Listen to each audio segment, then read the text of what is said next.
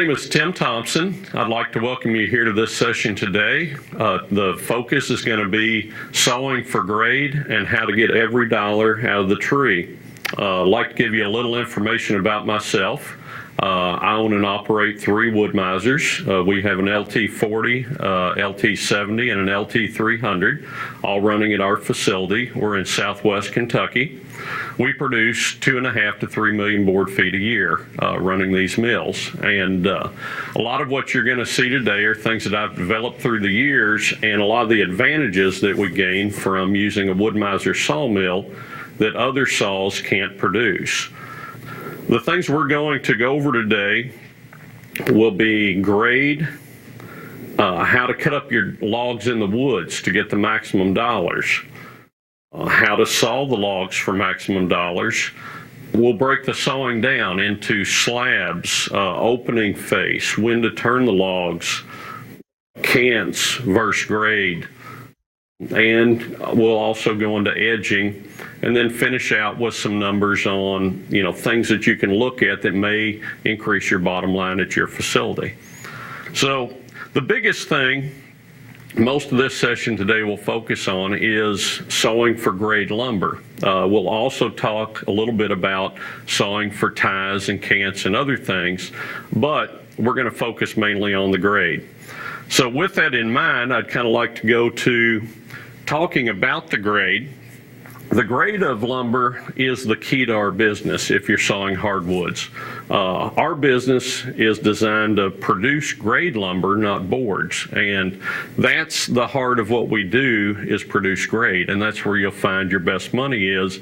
And without knowing grade, it's hard to go out there and saw for grade. So we're going to cover some basics on the grade today, the top grades, and work our way down. And then also discuss where you can get more information about that. So our first grade that we get to is our top grade in the industry is FAS, which stands for first and seconds. Basically, that's our highest grade that we have. Standard sizes of boards are 6-inch wide by 8 foot long. The amount of clear wood within the piece is we have to have 83% of the board clear, which is basically 10 foot out of 12, or 10/12ths of the board. Our next grade we go to is our 1 common grade. That's our middle grade. The minimum sizes are 3-inch wide by 4 foot long. It has to have 66% of the board, or 2/3 of the board, clear. And basically on a 12-foot board, that means you have to have 8 feet of it usable. Then we drop down to our 2 common grade. Our 2 common grade takes the same size as our 1 common grade. It basically goes down to 3-inch wide by 4 foot long. Only half of the board has to be clear and usable. And so basically 6 foot out of 12 foot has to be usable. Now I'm going to use these boards we have up here to kind of show you the clear parts of the boards and explain a little more about that. So if we take and look at the clear spots on our FAS, we can get a good spot there, and then we drop down and we have another clear spot at the bottom, or a good usable spot. Now on an FAS board, these pieces, clear pieces, have to be a minimum of 5 foot long. So you could have one knot in the center of that 12-foot board and get 2 pieces there. All these boards we're representing are about 8 to 9 inches wide. That would give us plenty of clear yield for the customer, because keep in mind, our grades are based on the amount of clear wood that the customer gets, not how many defects are on the board. All lumber grades are based on the amount of clear yield, and that's what you're selling the person, and that's how you'll see pricing works. FAS has the highest price because it gives the most amount of clear wood within the piece. As we move to our 1 common board, we begin to highlight in these areas, and you can see how we can still get a lot of yield out of that board if you look at what's good within the piece. Now in 1 common, you can drop down to 3 foot long pieces and 2 foot long pieces to make up your 66%. Even a rough looking board like that with a lot of bark, knot, and a big split, you can still comfortably get 66 to 80% of that board usable in smaller pieces. As we move to our 2 common, it's more of a flooring grade or a lower grade piece. But as you look at that, we're using a lot of 2-foot pieces, but we can still gain a lot of very good wood out of that board just by looking at what's good within the piece rather than what's wrong. So as you begin to work with your sawyers and work with your loggers on grade, it's important you understand how these grades break down, because if you don't, you're not going to know how to have them cut their logs up and or how to have your sawyers saw those boards. The other thing you need to know as a result of this, you need to know what your customers are buying and what grades they're after. And without this knowledge, it's really hard to be very profitable in our business. Now, the big mentality that we're trying to work on is we can take a monkey and teach him how to run a wood miser, and he can saw boards all day long. But there's a difference in sawing boards and sawing grade, and that's what we're here to manufacture. And as we shift our thinking toward grade, you'll shift your profitability and how you approach what you do. Now, if you want to know more about grade, the best thing to do is contact the National Hardwood Lumber Association. They're the people who established the national grades as a result of a committee of all the different people who belong to the association. The grades were established back in the late 1800s to give us national standards to sort by.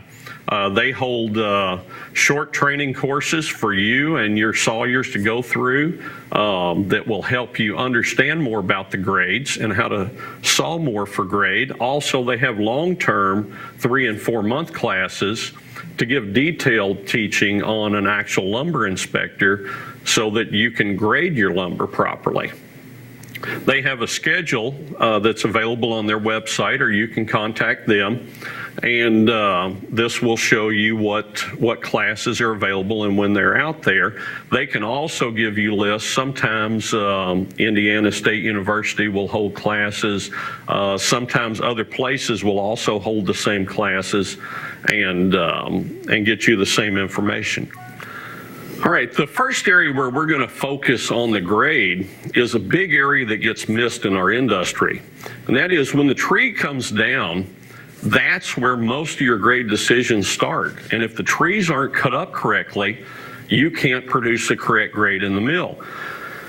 Now, the downfall is, we have a lot of good people who are out logging timber, but they don't know much about grade. Most timber gets cut up in a manner that it fits on the truck the best rather than how it makes the most money.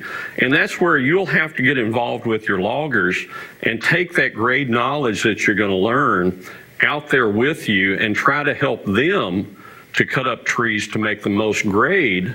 And then also that will make you more money so you can afford to pay them a little better on how to do things. Now, I'll be honest with you, it's not an easy road. Most people are logging the way they've been logging for 100 years, and Dad did it this way, Grandpa did it this way, great-grandfather did it the same way. And the bottom end is that doesn't mean we're cutting up the trees for the best grade. And what they're after out in the woods is to try to produce the maximum dollars for the landowner, because they'll get paid a percent of what they produce out there. So if you can teach them how to make more money out of the tree, you're also going to benefit yourself, and they're going to be happier with things, and it's going to look better to the landowners and the people who own the timber. Here's a good example of one of the problems that we face, and that is you have a tree that has a knot at 12 foot. Most people, I would say 99 out of 100 loggers and 99 out of 100 sawmills, since most of them don't know a lot about grade, or the people that buy their logs would instantly go to that log and cut it off at 12 foot, trying to get the best 4-sided clear log, because they're thinking, oh, a perfectly clear log is going to bring the best money. The downfall is they're ruining a lot of good wood. If you look at this same tree and say it has a couple of knots at 16, they would be better off to cut that tree at 16 foot because you still have clear lumber on three sides to 16 foot. And there's no sense in leaving that 4 foot of clear lumber on the low grade log there. Now, one thing to keep in mind, and this will be something you have to work with your loggers on, is that what you have is a lot of log trucks, 3 ricks of 12s fit on the log truck very well and they can get their maximum footage. But on the other end of the stick, if they're losing money, that's where you have to show them that, yes, you may get a little less footage on that truck. It may cost you an extra 1/4 cent or ½ cent, but if you can make an extra nickel a foot on your logs, that more than compensates for the small added cost of the trucking. So basically, if we look at this log and say, all right, at 12 foot, 4-sided clear log, I will pay 90 cents on that log. Now, that next portion of the log left on there, left on a rough log, I'm only going to pay 40 cents on that. Now, on a 16-foot log, I will basically, with one bad face, I will pay 90 cents on the entire 16 foot. Now, some people say, well, 90 cents, I'm getting that on the 12 foot. Why cut it 16 if I'm only going to get 90 cents? But they're getting 4 more feet of that log at 90 cents rather than 40 cents. And that may be 40 board feet at a 50 cents difference. That's $20 on that log just by cutting it with a saw in a different place. You can teach them to do that 10 times different today. Each day, that's $200 in a day that they're going to gain off of cutting their logs different. And that's what you have to teach them they're in the business of too. They're in the business of making money, thus you can produce better lumber. One of the advantages about sawing the longer lengths, there's a demand in the industry on a lot of species, to saw for a longer length. And I have a customer that I sell to. They have 3 of their own sawmills. Each sawmill produces individually at least 3 times what we produce a year. So, but the buyer tells me that the one thing that he fights is he can't get longer length lumber out of certain species. And even though the red oak market is down, they buy a lot of red oak from us because he can only get about 5% 13 or longer out of his own mills. But he tells me to sell his wood, he needs 10, 15, sometimes 20% 13 or longer to move his lumber after they kiln dry it and try to ship it out. Most of our loads of red oak average 40 to 60% 13 or longer because we take these same ideas of trying to buy longer log and use it for the maximum grade and get the best grade off 2 or 3 faces for the length. And as a result, it's been a big sales potential on our end. The other thing that we talked a little bit about is people tend to overclean. A lot of people sawing that don't know a lot about grade tend to overclean the same way. And most people don't realize on a 16-foot FAS board, our top grade board, only has to have 13 foot of it clear. So with that in mind, you don't have to have a perfect clear board every time to make top grade. And to be cutting the tree off at 12 to get a perfect clear, you're just throwing away a lot of good wood that could be making you better money. But instead, it's being left on a low grade log because that 4 foot clear chunk is only going to fall into your 1 and 2 common grades left on a shorter piece. So there's another big advantage we have, and one thing that I think's driven a lot of our loggers to saw 12 foot and 10 foot, and a lot of mills to buy that away through the years. Not only are most logs cleaner, but a conventional carriage clamps the log in the middle, and the longer the log gets, it hangs off that carriage, and as a result, it's not able to keep it accurate like we can with our wood miser. Our wood miser, we have a nice 20-foot bed that's supported every 18 inches to 2 feet down through there, and so that log doesn't move and it can sit down there, and comfortably you can saw on our mill all the way down to a perfect 4/4 board right off the bed, and it'll be even thickness front to back. And that's one of the big advantages we have. Conventional mill, moving that 10,000 pound carriage and a 5,000 pound log back and forth as hard as they can go, the ends flop around the thinner they get. So they can only hold a shorter log very accurate without getting a lot of thickness problems. One of the big things that I began to hear from a lot of my customers 6 years ago when we began to start this up and set up the Wood-Misers at our facility was how even and accurate our thickness is and how there's no miscuts and things they see in other people's lumber, no thin ends, thick middles, and ours is just so even and consistent.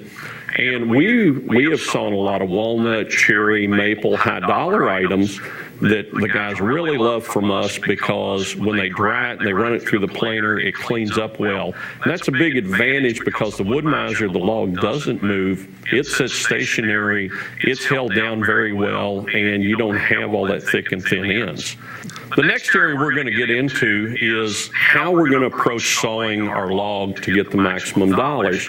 Now, there's a real nice feature that's in the Wood-Miser, but it's called the pattern option that allows you to set a certain target center and then saw a pattern down to that without having to waste material or take a shim at the end.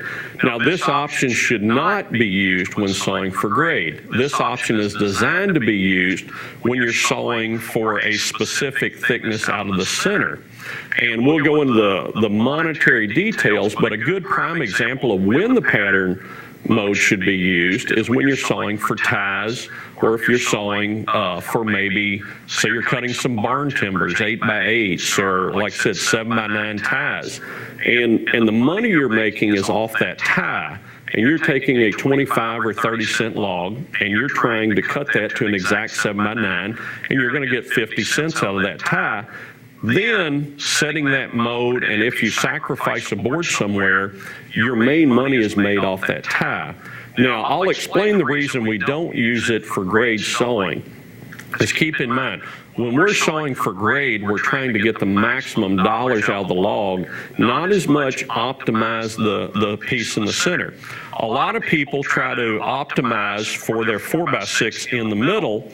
The downfall is they sell for less money than what it costs you to make. So should you focus on just making it something you're going to take money out of your pocket to get rid of, or should you focus on making the most dollars? Now, here's a good example. Basically, let's say you were sawing a nice hard maple log, and the top grade, the FAS, is bringing $2 a foot. Now, you want to saw that log to get your maximum dollars. If you use the pattern mode, it's going to take a shim out there in your $2 a foot lumber, so you don't have to take a shim in there at your 30-cent lumber. And I'll be honest with you, I'd rather sacrifice a 30-cent piece than I would a $2 a foot piece. And that's your main focus.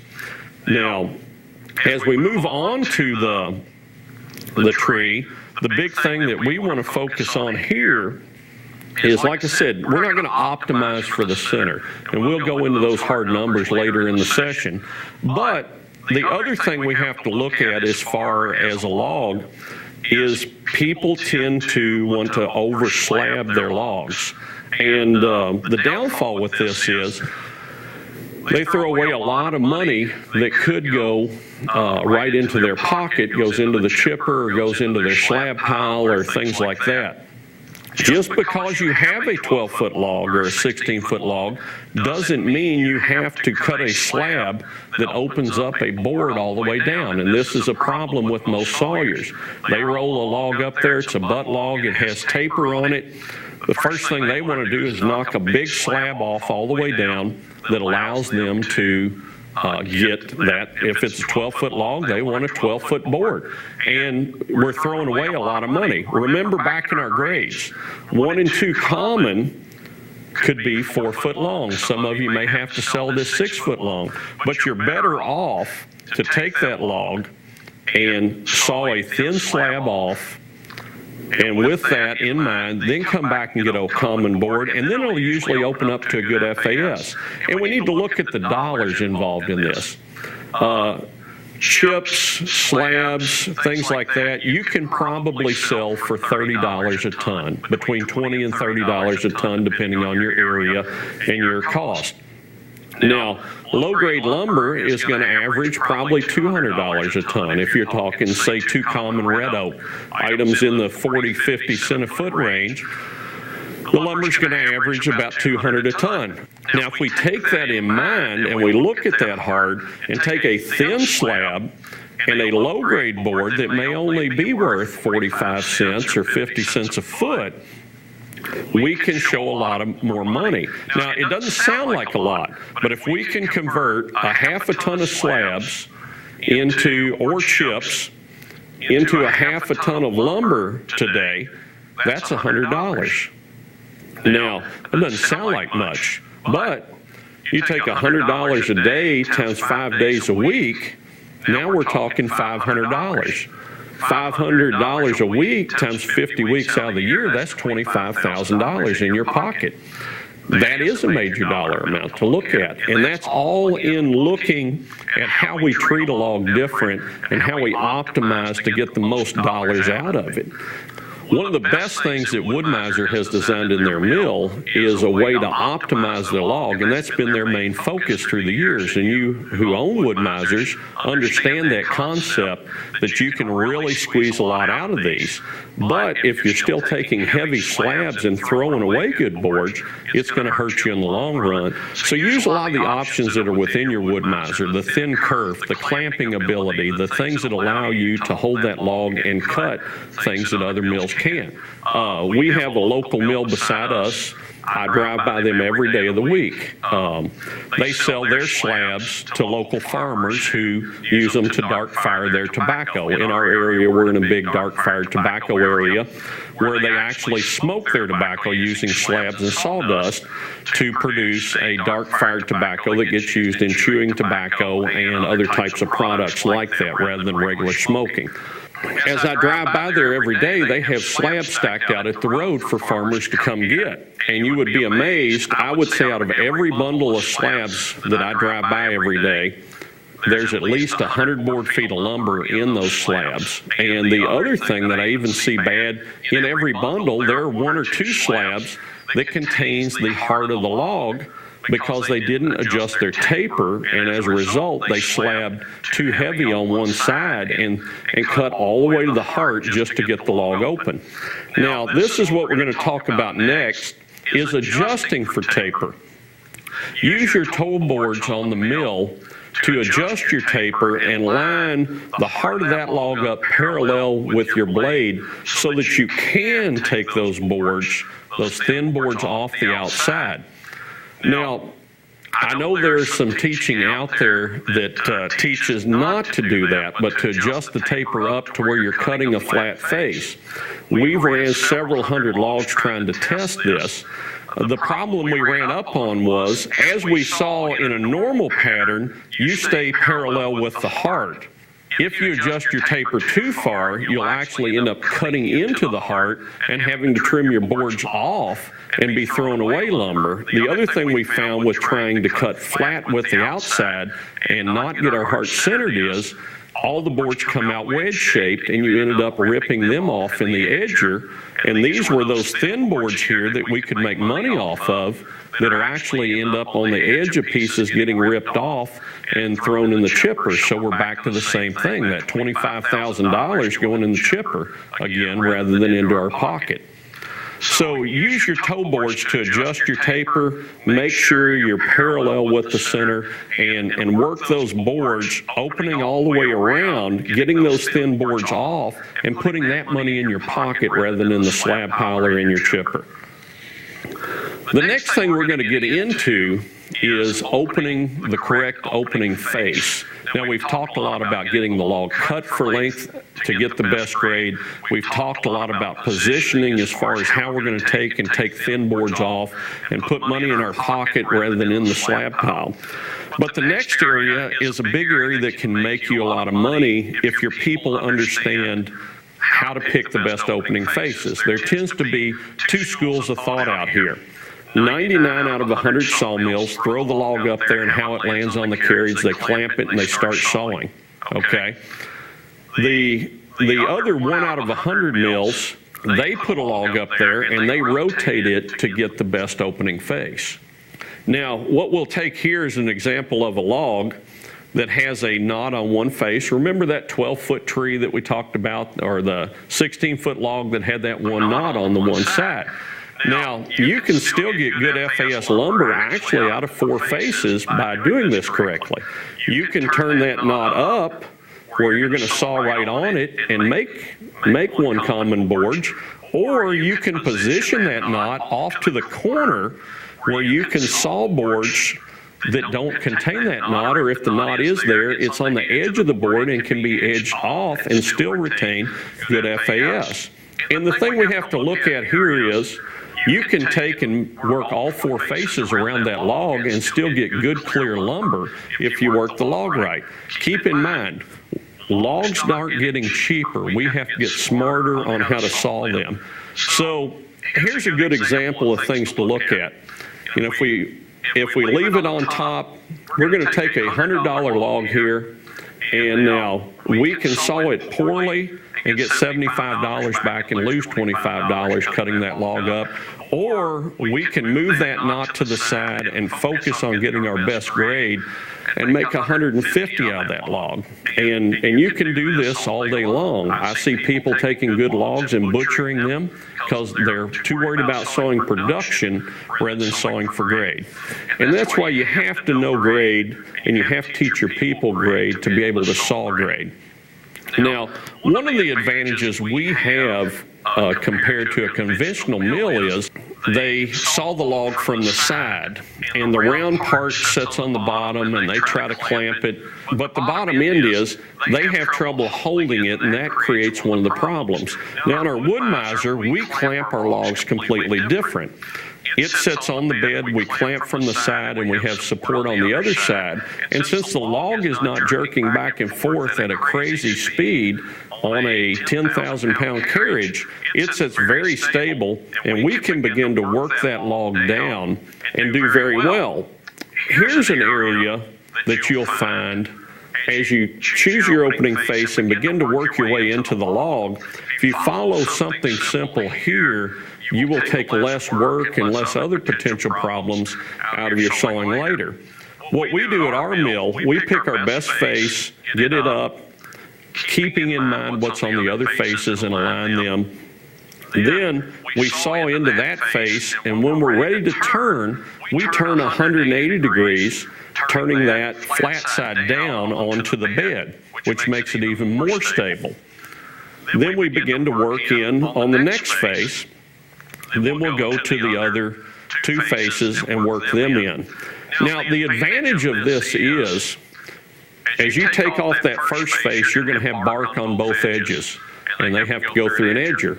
Now, as you turn 180 degrees, you'll take boards off that side that have bark on both sides.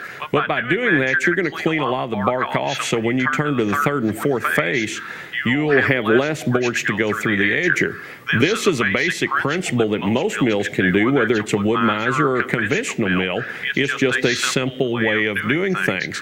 A conventional mill, they tend to only turn the log 3 times. They throw it up, they knock everything off one side, turn a quarter turn, they go off that side. The problem there is they now have bark on one edge of every one of those boards. As they turn it to the 3rd face, they're back to sawing with bark on one edge. They turn to their 4th face, then they're sawing boards with bark on one edge. So they increase the amount of boards going through the edger, which is increasing the amount of other potential problems we'll deal with later, but actually adding more work to their people in how they run the log.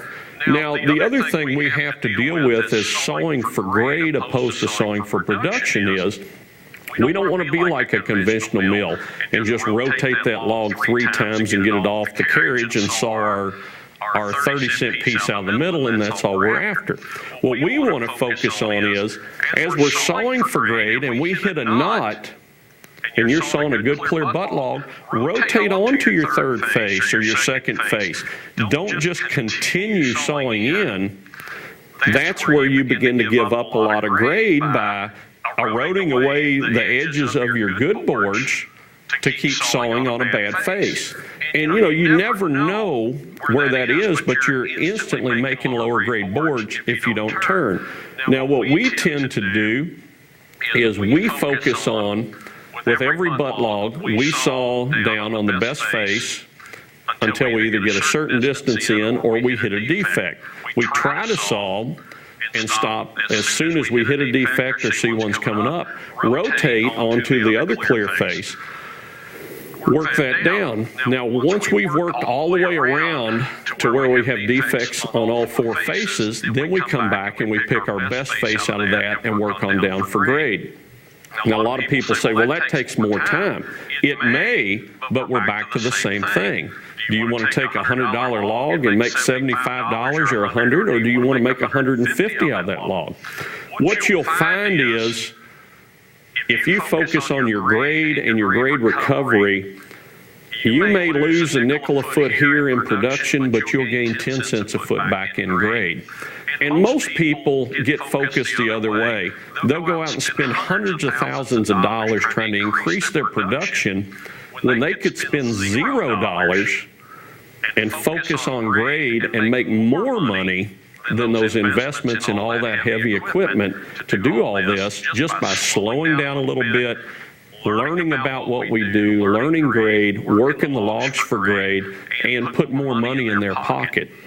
Just to kind of go back through, we've talked about cutting the logs in the woods, working them for the best grade, adjusting our taper on the mill, picking the best face, working our way down, working our best grade all the way around.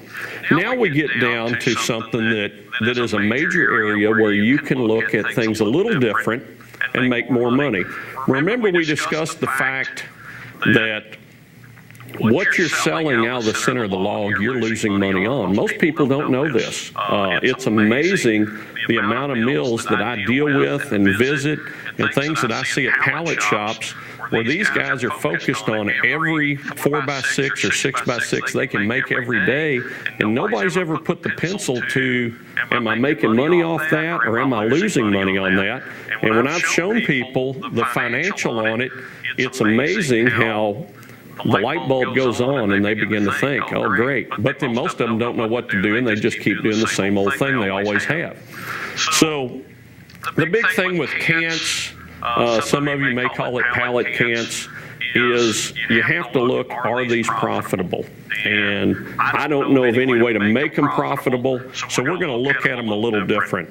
And I know a lot of people are going to say, well, Dad always sawed a 4x6, Grandpa always sawed a 4x6, we're going to saw a 4x6, but we can't make money.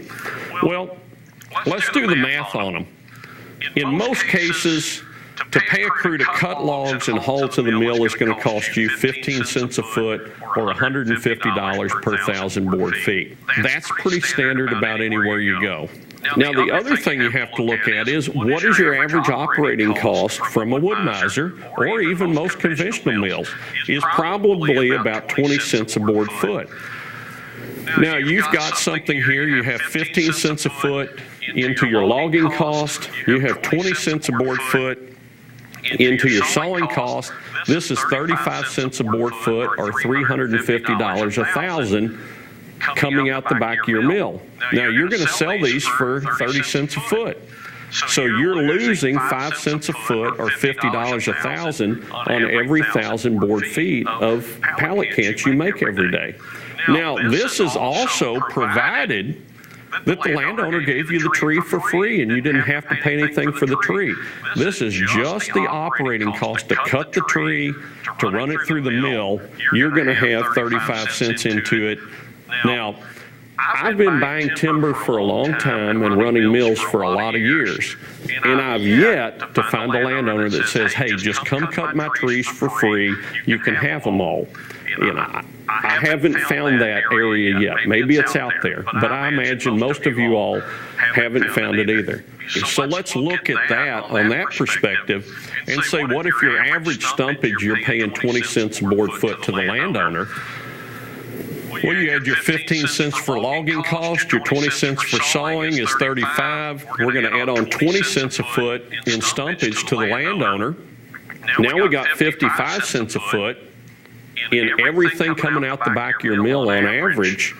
Now, that cant sells for 30, you're losing 25 cents a foot or $250 a thousand out of your pocket. So we have to look at ways, how can we minimize this loss and not just throw this money away? Now, some of the things that we do at our mill that helps us minimize losing this money or look at a way to put more money back in our pocket is look at this log. We're going to cut a 4x6 12-foot, has 24 board feet in it at 30 cents a foot. It's worth $7.20. Let's look at this log a little different. Instead of making that $7.20 4x6 that we're losing money on, what if we cut this on up? Now, we make these 4 boards, 4 pieces of 1 inch by 4 inch by 12 foot long, has 16 board feet. And let's say we average a 1 common red oak grade at 55 cents. That's $8.80 opposed to $7.20. We could even sell the 2x4 out of the middle for $1 to the local farmers and still be money ahead. What if you can't sell them? Throw them in the chipper. You're still, $1.60 ahead. So even if it costs you 60 extra cents to saw those boards down, you're still $1 ahead that way. And here we get into what we have to look at. If you can do that extra dollar out of the center of that log 100 times today, there and again you go. That's $100 today. 5 days a week, that's $500. 50 weeks out of the year, that's $25,000 more dollars we're putting in our pocket. Or maybe we're not necessarily making $25,000 more in actual money you can spend, but maybe you're losing $25,000 less off of that product just by looking at it different, knowing each grade, knowing what the value is and what you can get out of it. Now, Apostle, that was basically out of a second cut log. What if you're cutting a butt log that's clean right down to the heart? What if you can take and look at that a little different? Cut 2 boards the other way, 6 inch wide, and let's say we get 1 FAS board, and we still have our same $7.20 piece. What if we can get 1 FAS board at $1 a foot? That's $6 for it, and 1 common board off the other side, that's $3.90. That's $9.90 instead of $7.20. And it's all in just a matter of looking at where your dollars are. Most people don't. They don't know how to calculate these dollars down. But this is where our money's made. You always hear about the big veneer log that got sold for $4. But you know what? That was 1 out of 10,000 logs. This is something you can do on all 10,000 logs and put money in your pocket. And I'm not against selling veneer. We need to. You need to look at every item and decide, where's my best money? I may be money ahead to sell a log than saw a log. Once you begin to work these costs down and know what your costs are and what you can get out of a log, then you can make more intelligent decisions about how to make better money for your operation. And keep in mind, this whole focus is about how to get the most dollars out of the tree. And that's what we're in business for. I don't know if anybody here in the audience is just in business because they're a rich guy and they just like to go out and work every day and don't have anything else to do. I'm not saying that's a bad thing, but most of us are in business to make a profit, and we have to stay in business. And we can't afford to throw away $25,000 a year in slabs, throw away $25,000 a year in pallet cans. That's money that needs to go back to our operation. And to help keep us maintained and deal with our increasing cost of workman's comp and electricity, fuel. I mean, whose diesel fuel in their loaders and generators hasn't gone up in the last few years, doubled or tripled? And so we have to look at things a little different. Here we're going to get into an area that, no, it may not be as related to your mill, but we discussed how when you saw in a certain pattern, you eliminate how many boards that have to be edged. Edging is an area where you can throw away a lot of money every day. Now, this is an area where you need to know your grade. You're taking a tapered board and you're having to edge it for the best grade. We discussed the mill by us where they have the big slabs. because they don't adjust on certain things. They also, in their edging piles over there, because they burn most of them, there are 3 and 4 inch wide boards, 6 foot long, because they way over edge their boards.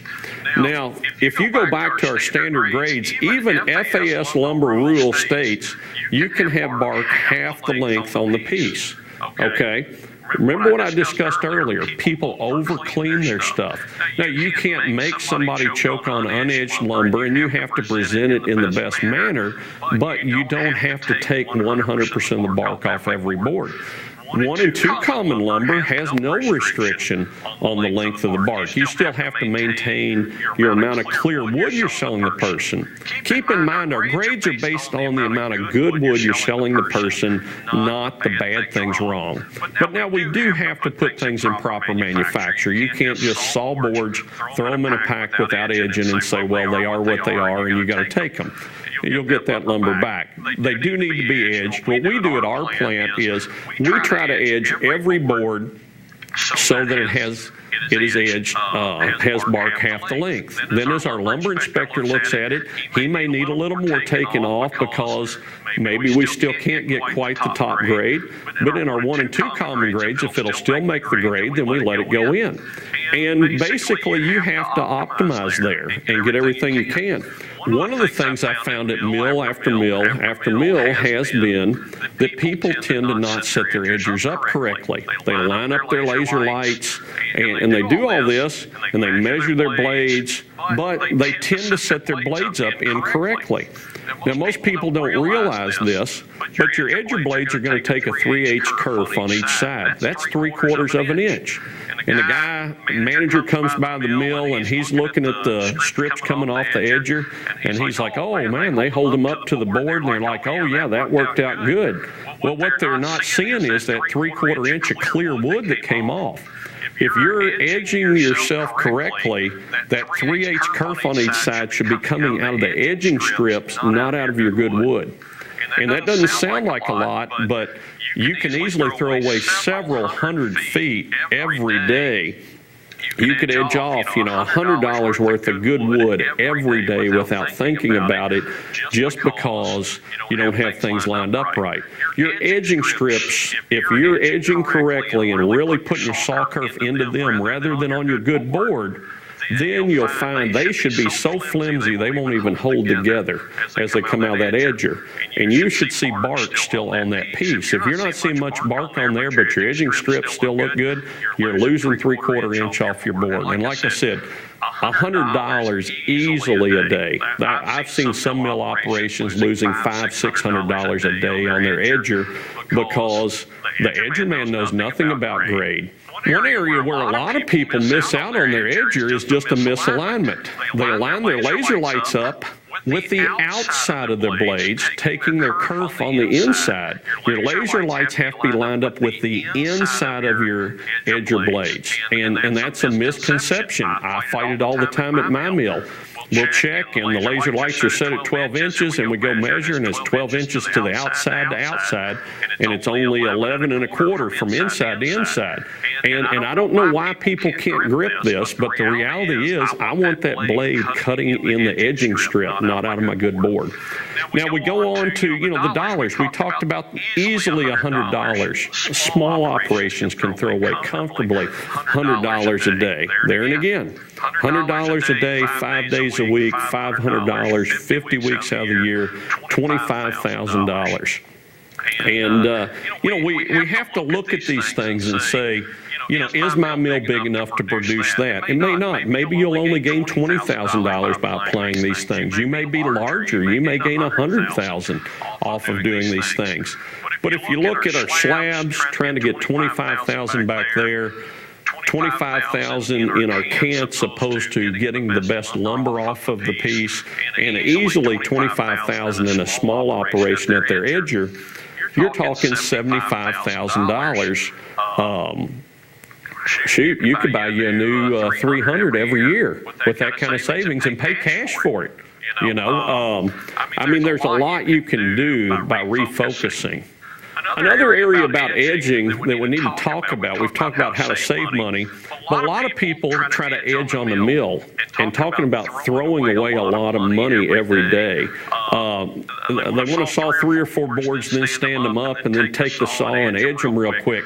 Well, you can throw away hundreds of dollars by doing that every day because you can't adjust them for the taper. You edge for the smallest board, throwing good wood away on the other ones. Yeah, well, we have a guy try to hold them and stack them upright and all that.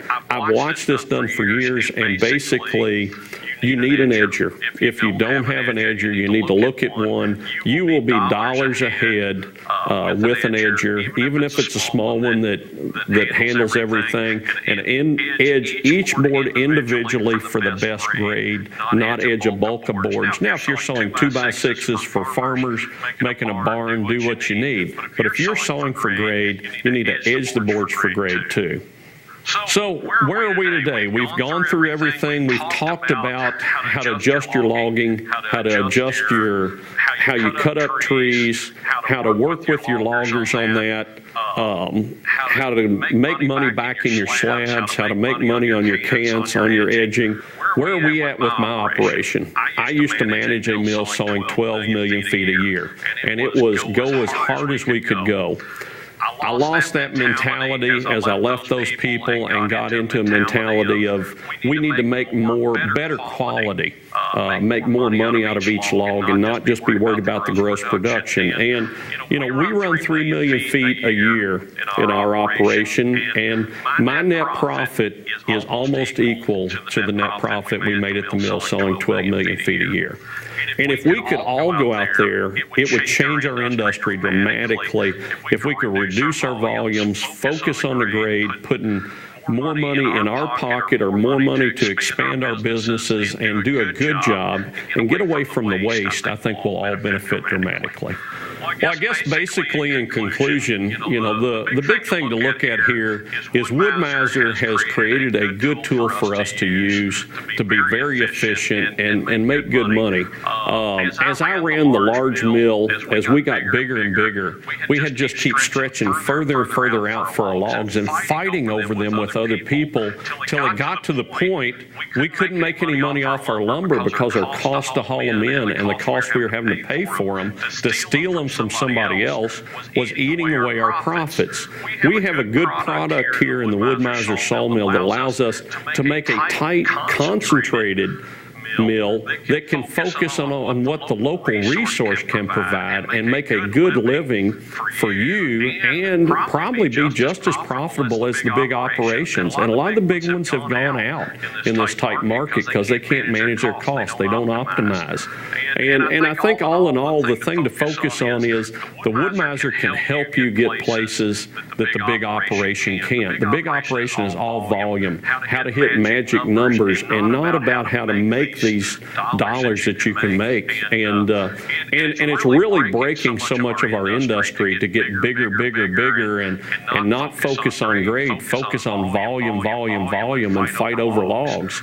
And you will find a good niche being the small guy that can pay a fair price for logs in the local area and maintain your cost. And as a result, you'll come out dollars ahead with a lot less equipment cost. I wouldn't want to be going in debt $10 million to build a big monster mill and worry where I'm going to get the logs from. We can all do this and do very well within the industry. So I thank you for your time. I'm glad you were able to come today, and we'll have some open questions here at the end, and appreciate everybody being here, and hopefully we got some good food out there to eat.